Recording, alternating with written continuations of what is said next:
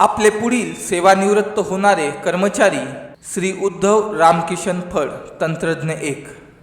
श्री फड यांचा जन्म 20 जून 1968 रोजी बीड जिल्ह्यातील अंबाजोगाई तालुक्यातील सौंदना या छोट्याशा गावात झाला। अत्यंत साध्या आणि कष्टकरी शेतमजूर कुटुंबात त्यांचा जन्म झाला। प्रतिकूल परिस्थितीशी दोन हात करत त्यांनी जिल्हा परिषद शाळा सौंदना येथून प्राथमिक शिक्षण व पुढे वैद्यनाथ विद्यालय परळी येथून माध्यमिक शिक्षण पूर्ण केले। त्यानंतर त्यांनी वैद्यनाथ महाविद्यालय परळी येथून विज्ञान शाखेत 12वीचे शिक्षण पूर्ण केले। पुढे त्यांनी शासकीय औद्योगिक प्रशिक्षण संस्था परळी येथून औद्योगिक प्रशिक्षण पूर्ण करून 1993 मध्ये परळी औष्णिक विद्युत केंद्रात अप्रेंटिसशिप देखील पूर्ण केली। आपल्या उज्ज्वल कारकिर्दीची भक्कम पायाभरणी येथेच झाली। नोकरीच्या शोधात असताना संभाजीनगर येथील नामांकित बजाज ऑटो या कंपनीमध्ये 3 वर्ष सेवा बजावून त्यांनी आपल्या कर्तृत्वाची चुणूक दाखवली आणि अखेर 2 जून 1998 हा त्यांच्या आयुष्यातील सुवर्णक्षण ठरला। तत्कालीन महाराष्ट्र राज्य वीज मंडळामध्ये त्यांची कोराडी औष्णिक विद्युत केंद्रात अर्धकुशल कारागीर म्हणून नियुक्ती झाली। सुरुवातीची 9 वर्षे त्यांनी बॉयलर मेंटेनन्स 210 मेगावॅट विभागात अत्यंत जबाबदारीने सेवा बजावली। त्यानंतर त्यांची बदली परळी औष्णिक विद्युत केंद्रात झाली। संच क्रमांक 5 मध्ये टर्बाइन बेसमेंट ऑपरेशन विभागात त्यांनी सलग 9 वर्षे उत्कृष्ट सेवा दिली। सन 2016 मध्ये संच क्रमांक 6 येथेही त्यांच्यावर टर्बाइन बेसमेंटची जबाबदारी सोपवण्यात आली। त्यांच्या अनुभवाचा आणि कामातील प्रामाणिकपणाचा प्रत्येक विभागाला लाभ झाला। सन 2020 मध्ये त्यांची बदली स्थापत्य विभाग वसाहत येथे झाली। पंप हाऊस आणि GSR पंप येथे सलग 5 वर्षे त्यांनी आपल्या कर्तव्याची अखंड ज्योत तेवत ठेवली। जानेवारी 2025 मध्ये संच क्रमांक 8च्या बॉयलर बेसमेंट त्यानंतर संचलन सेवेत त्यांनी काम केले। तसेच महानिर्मितीच्या चेंबरी गेस्ट हाऊस नूतनीकरणाचा या संपूर्ण कामात श्री फड यांनी अत्यंत बारकाईने लक्ष घालून उत्कृष्ट नियोजन आणि देखरेख करत गेस्ट हाऊसचा अक्षरशः कायापलट घडवून आणला। आज त्यांच्या कामाकडे अभिमानाने पाहिले जाते। त्यांच्या सेवाकाळातील आणखीन एक उल्लेखनीय बाब म्हणजे 28 वर्षांची सेवा एकही अपघाताशिवाय पूर्ण केली। हीच त्यांच्या दक्षतेची, शिस्तप्रियतेची आणि कर्तव्यनिष्ठेची सर्वोच्च पावती आहे। त्यांच्या कौटुंबिक जीवनाकडे पाहिले तर मे 1997 मध्ये त्यांचा विवाह सौ मीना फड यांच्याशी झाला। प्रत्येक यशस्वी पुरुषामागे एक समंजस पत्नीचा खंबीर हात असतो, याचा प्रत्यय त्यांच्या आयुष्यात वारंवार आला। जीवनातील प्रत्येक सुखदुःखात, प्रत्येक चढ उतारात मीना मॅडम यांनी त्यांना निस्वार्थ साथ दिली।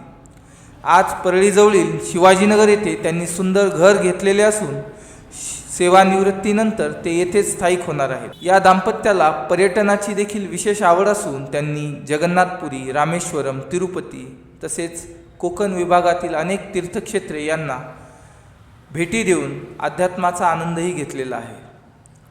त्यांच्या संसारवेलीवर 2 फुले बहरलेली आहेत। मोठी कन्या अनुष्का ही सध्या 9वी मध्ये शिक्षण घेत आहे व चिरंजीव अथर्व तो 7वी मध्ये शिक्षण घेत आहे।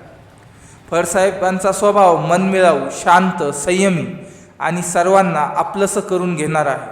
त्यांच्या ज्या विभागात काम केले त्या प्रत्येक विभागात त्यांनी केवळ कामच केले नाही तर सहकाऱ्यांच्या मनात प्रेम, विश्वास आणि आपुलकीचे नातेही निर्माण केले।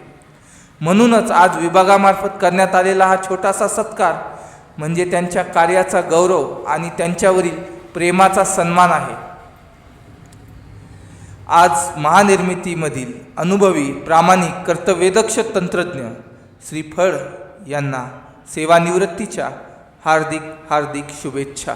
गुड इव्हनिंग ऑल, मी सचिन पेटकर, OS डिपार्टमेंटचा एक्झिक्युटिव्ह इंजिनियर।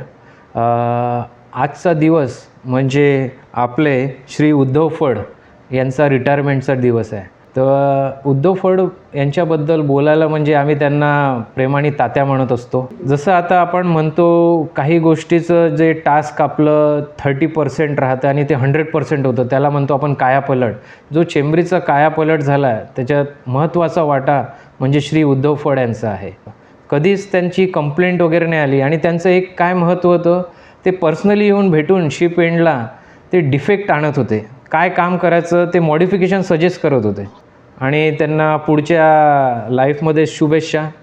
आणि त्यांना जे काही त्यांनी कन्सिडर केलेलं होतं त्यांचं टार्गेट आपण गृहीत धरून कंप्लीट झालेलं आहे, याच्यासाठी शुभेच्छा. नमस्कार, मी मीना उद्धव फड बोलत आहे. आज माझ्या पतींचा रिटायरमेंटचा दिवस आहे आणि एकीकडं खूप आनंद पण होत आहे की रिटायरमेंट खूप छान पद्धतीने पार पडत आहे आणि दुसरीकडं थोडं दुःखही होत आहे की रिकाम पण होत आहे त्यांना. आता त्यांना सवय नाही असं रिकामं राहायची, पण कधीच खूप धावपळीचं जीवन होतं त्यांचं आणि त्यांचा स्वभाव पण खूप छान आहे तसा. त्यांनी पत्नी म्हणून तर माझ्यासाठी तर खूप काही सपोर्ट केलेला आहे मला.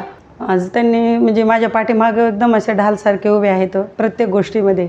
आज जवळजवळ 29 वर्ष झाले माझ्या लग्नाला, तरी पण जीवनामध्ये असे चढ उतार भरपूर आलेत, पण त्यांनी मला खूप सपोर्ट केले. मला मूळ बाळ पण खूप उशिरा झालेले आहेत, तरी पण त्यांनी मला खूप सपोर्ट केलेला आहे प्रत्येक गोष्टीत. आणि त्यांचं म्हणजे असं कोणती बी जे करते ते पॉझिटिव्हच असते. त्यांचा विचार निगेटिव्ह विचार कधीच करत नाहीत ते. आजपर्यंत त्यांनी जे काय केले ते खूप छान केले. म्हणजे माझ्यासाठीच नाही, माझ्यासाठी आपल्या कुटुंबासाठी तर केलंच, पण त्यांनी इतर पण त्यांच्या नाते खूप छान जपलेले आहेत.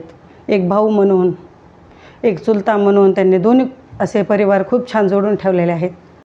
आणि आता त्यांनी रिटायरमेंटनंतरचं जे जीवन आहे त्यांनी छान जगावं, स्वतःची पण काळजी खूप छान घ्यावं, ह्याच माझ्याकडून त्यांना खूप खूप शुभेच्छा राहतील. आणि भगवंताकडे मी एवढीच प्रार्थना करीन आता की त्यांचं आरोग्य खूप छान जावं. धन्यवाद. पप्पा, तुम्हाला रिटायरमेंटच्या हार्दिक हार्दिक शुभेच्छा. यू आर द बेस्ट पप्पा इन द वर्ल्ड. नमस्कार, मी उद्धव रामकिशन फड, तंत्रज्ञ एक. माझ्या आजच्या हा दिवस सेवानिवृत्तीच्या दिवसापूर्वी 28 वर्ष पूर्ण सेवा केलेली आहे. 28 वर्षाच्या सेवेकाळामध्ये मी 9 वर्षे कोराडी येथे आणि 19 वर्षे परळी वैजनाथ येथे सेवा केलेली आहे. यामध्ये मला परळी वैजनाथ आणि कोराडी या दोन्ही ठिकाणी माझे जे विभाग प्रमुख होते आणि माझे सहकारी खूप छान भेटलेले आहेत. मला कोराडी या ते खूप मोठा असा मित्रपरिवार होता. त्या मित्रपरिवाराचे मला आज पण त्यांचे फोन येतात, चालू असतात. आणि परळी वैजनाथ येथे पण मला 19 वर्षामध्ये खूप सारे सहकारी भेटले. सहकार्यातून मित्र पण झाले. ते मित्र छान आज पण त्यांचे नाते आपण तसेच जपत आहोत. आणि ह्या सर्व मित्रामुळे व माझ्या कुटुंबातील, माझ्या पत्नीमुळे व माझ्या कुटुंबातील मुलामुळे माझ्या कुटुंबामुळे मी ह्या सेवेला पूर्णपणे वेळ देऊ शकलो. तरी ह्या सेवेमध्ये माझ्याकडून जे झाले त्यात मला माझ्याकडून काही जर चूक झाली असेल तर माझ्या सहकार्याने, माझ्या अधिकाऱ्याने मला माफ करावे. त्याबद्दल मी त्यांचा खूप खूप आभारी राहील.